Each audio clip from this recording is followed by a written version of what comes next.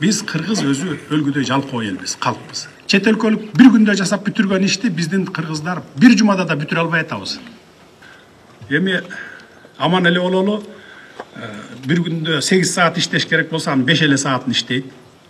6-чы күнгө чейин иштеш керек болсо, 6-чы базар күнү жок, 1-чи күнү да келбей коет кээ бирөө. 5 саат иштегени эртең менен иштеп баштайт да 1 саат обед кылат, 1 саат телефон чукуйт, анан 1 саат тамеки чегип отурат, 3 саат ошентип жоготпой отурат.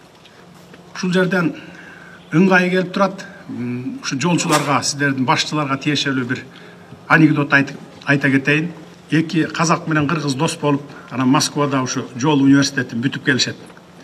Анан бирөө Алматыга, бирөө Бишкекке келет дагы казак дос 1 жыл өтөй кыргыз досын чакырат экен, чай берип коеюн деп.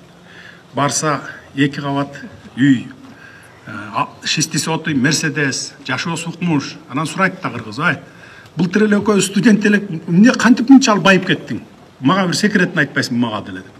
Жүр деп Алматынын жээгин алып чыгып туруп, "Мына могу жолду көрдүңбү?"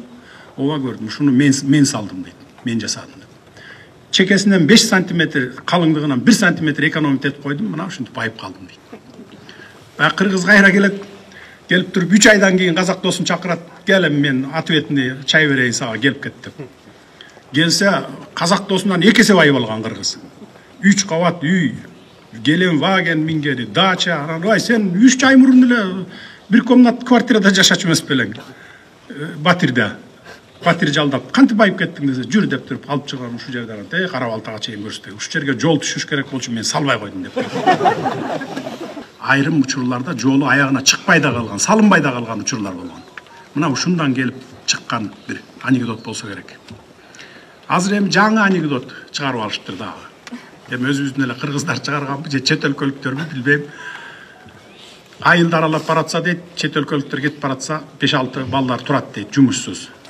Саясаттан урдуруп атат дейт укмуш. Анан: "Ай, эмне турасыңар, иштебейсиңерби?" десе, "Иш жок" дейт.